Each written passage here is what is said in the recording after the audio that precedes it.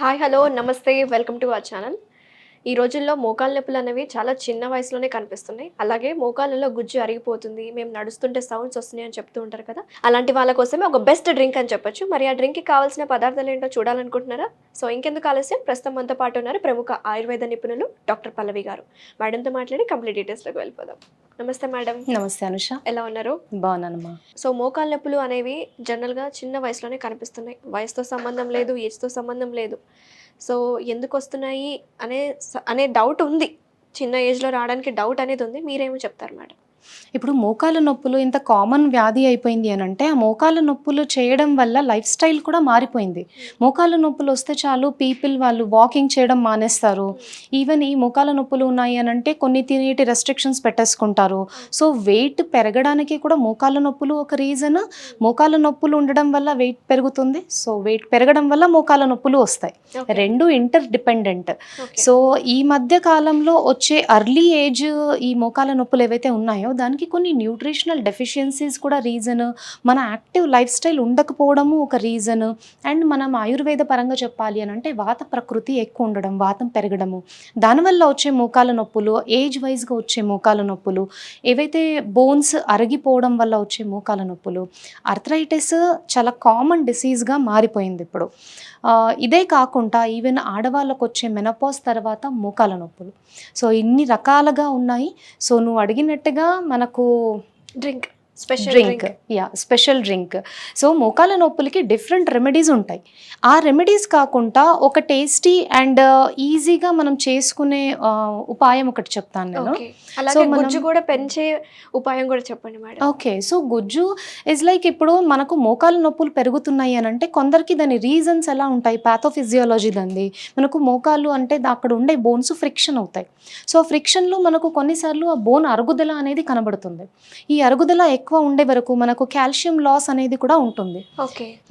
So ఈ calcium intake మనం పెంచుకోవడము, గుజ్జు వచ్చే పదార్థాలు ఆయుర్వేదిక్ ప్యాథీలో మాత్రమే చెప్తారు. ఇప్పుడు అలోపతి వైజ్గా మనం గుజ్జు పెంచుకోవడానికి ఒక రీజన్ అనేది లేదు, మనము అసలు దానికి ఉపాయం అనేది లేదు. That is a myth, that is a false అని చెప్తారు. But it is not like that. మనం డెఫినెట్లీ మోకాళ్ళ గుజ్జు అనేది పెంచుకోవచ్చు.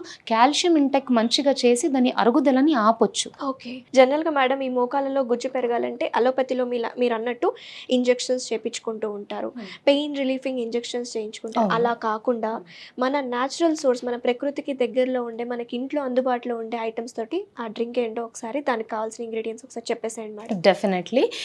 సో ఈ డ్రింక్ చెప్పే ముందు నేను ఒక థింగ్ చెప్తాను. లైక్ ఇది నైట్ టైం తీసుకునే డ్రింక్ కనుక మనం ఇది తీసుకోవాలి అని అంటే మన night dinner it should be early hour dinner. Okay, so మన డిన్నర్ టైము 8 తర్వాత అలా ఎక్స్టెండ్ కాకూడదు.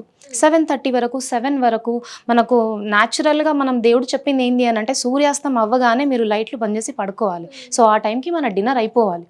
అలా మనకి ఇప్పుడు లైఫ్ స్టైల్లో పాసిబుల్ అవ్వకపోయినా 7 వరకు డిన్నర్ చేసేసి ఈ డ్రింక్ మీరు తీసుకోవచ్చు అట్ అరౌండ్ 8:30. అంటే ఎర్లీ డిన్నర్ 6 కల్లా ఫినిష్ చేసుకొని 8:30, 9 వరకైనా ఈ డ్రింక్ తీసుకోవచ్చు. సరే, దీనికి అవసరమయ్యే ఇంగ్రీడియంట్స్ చెప్తాను. సో పాలు. సో ఇవి ఆవు పాలు ఉంటే ఇంకా బెస్ట్. ఆవు పాలే. ఇంకొకటి మనం ఇక్కడ తీసుకున్నది పొడి ఆల్రెడీ చేసి పెట్టాము. ఈ పొడి నల్ల నువ్వులు, బాదం పప్పు, జీడిపప్పు, అన్ని రకాల ఒమేగా సీడ్స్, అండ్ మీ దగ్గర అవైలబుల్ ఉంది, మీకు అఫోర్డబుల్ ఉంది అని అంటే పిస్తా అండ్ వాల్నట్స్ ఇలాంటివి కూడా మీరు యాడ్ చేసుకోవచ్చు. అవి మీరు మంచిగా దాన్ని పౌడర్ ఇలా చేసేసి పెట్టాలి.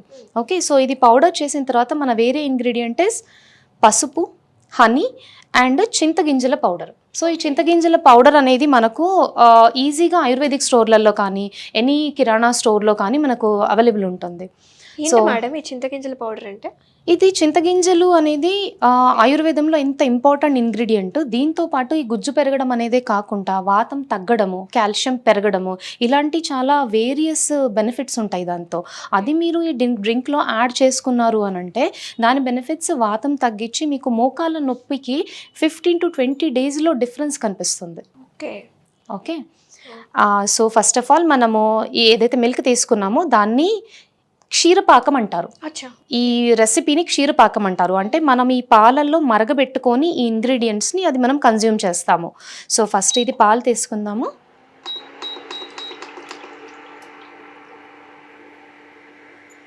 ఒక పర్సన్ ఒకవేళ తాగుతున్నారు అని అంటే ఒక పర్సన్కి ఈ పొడి ఏదైతే మనం ఆల్రెడీ చేసి పెట్టుకున్నామో నల్ల నువ్వులును అన్ని రకాల నట్స్ ఆల్మండ్స్ ఈ పొడి ఒక 2 స్పూన్స్. సో ఇది మనం ఆల్రెడీ ఒక 2 పీపుల్కి అవుతుంది, 2 మెంబర్స్కి అవుతుంది, అంత సరిపడా పొడి ఉంది. ఓకే. చింతగింజల పొడి, సో ఇది కూడా మీరు ఒక పర్సన్కి 1/2 to 1 స్పూన్ యాడ్ చేసుకోవచ్చు. ఓకే, ఇది మంచిగా బాయిల్ అయ్యేటప్పుడు దాన్ని లంప్స్ లేకుండా స్టర్ చేస్తూ ఉండాలి. స్టర్ చేసేసి ఒకసారి బాయిల్ అయిన తర్వాత మీరు దాన్ని ఫ్లేమ్ తగ్గించేసేయాలి. తగ్గించేసిన తర్వాత ఎప్పుడు కూడా హై ఫ్లేమ్ మీద ఈ పాలు బాయిల్ అవ్వకూడదు. అచ్చా, ఓకే. ఒకసారి బాయిల్ అయిన తర్వాత మీరు లంప్స్ అన్ని డిజాల్వ్ చేసుకొని, ఒకవేళ మీకు ఎక్కువ లంప్ ఫార్మేషన్ అవుతుంది ఇందులో అనంటే మీరు ఈ పొడి ఏదైతే ఉందో దాన్ని కొంచెం చల్లటి పాలల్లో మిక్స్ చేసి ఇందులో యాడ్ చేస్తే లంప్స్ కూడా అవ్వవు. అంటే ఇప్పుడు మనం జావ చేస్తున్నామా మేడం? ఇది కైండ్ ఆఫ్ జావనమ్మా, కైండ్ ఆఫ్ జావ. కాకపోతే జావలో కొంచెం మనకు సాలిడ్ ఇంగ్రీడియంట్స్ ఎక్కువగా ఉంటాయి, లిక్విడ్ తక్కువగా ఉంటుంది. ఈ పాలల్లో మనకు హైడ్రేషన్ క్వాంటిటీ ఎక్కువ, సాలిడ్ క్వాంటిటీ తక్కువ ఉంటుంది. సో జనరల్గా ఇది మోకాలు నొప్పులే కాకుండా సమ్మర్ సీజన్ కాబట్టి పిల్లలు ఎక్కువగా సమ్మర్ హాలిడేస్లో ఆడుకుంటూ ఉంటారు, నొప్పులు కాళ్ళ నొప్పులు అదని అంటూ ఉంటారు, వాళ్ళకు కూడా పెట్టచ్చా మేడం? డెఫినెట్లీ అమ్మా. ఇంకా మీరు పిల్లలకి ఫస్ట్ నుండే ఇలాంటి డ్రింక్స్ ఒక మంచి సర్టన్ క్వాంటిటీ, అడల్ట్స్కి ఇచ్చే క్వాంటిటీకి హాఫ్ క్వాంటిటీ.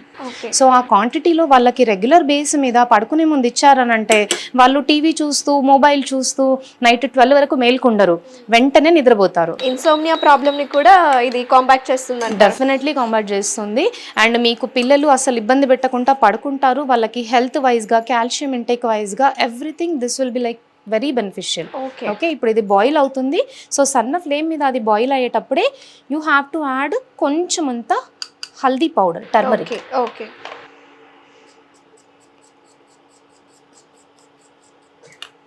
ఇది మీరు ఫ్లేమ్ ఆఫ్ చేసేసిన తర్వాత టేస్ట్ వైజ్ జస్ట్ ఒక 1 స్పూన్ హనీ.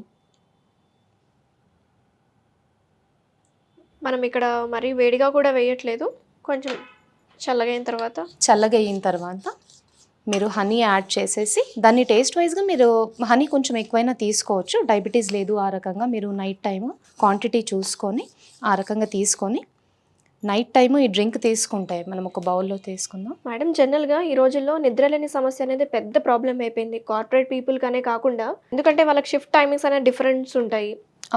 నార్మల్గా చిన్న వయసులోనే వస్తున్నాయి ఈ సమస్యలు, నిద్రలేని సమస్య, నిద్ర పట్టట్లేదు అంటూ ఉంటారు. సో వాళ్ళకి మీ దగ్గర ఉండే ట్రీట్మెంట్స్ ఎలా ఉన్నాయి మేడం? ఇప్పుడు నిద్ర పట్టకపోవడం అండ్ మోకాల నొప్పులు, మనం ఇవి 2 డిఫరెంట్ టాపిక్స్. మనము నిద్ర పట్టకపోవడం దానికి కూడా ఇది చాలా బెనిఫిషియల్ ఉంటుంది. ఆ రకంగానే మనకు ఈ మోకాల నొప్పులకు కూడా అంతే బెనిఫిషియల్ ఉంటుంది. షిఫ్ట్ వైజ్ ఎవరికైతే చాలా ప్రాబ్లమాటిక్ ఉంటుందో, స్లీప్ సైకిల్ ఎప్పుడైతే కంప్లీట్గా చేంజ్ అవుతూ ఉంటుందో అలాంటి వాళ్ళకి మనము ఈ డ్రింక్ నాట్ ఓన్లీ ఫర్ మోకాల నొప్పులు, బికాజ్ ఇందులో ingredients are high in protein, high in fibre, rich in calcium.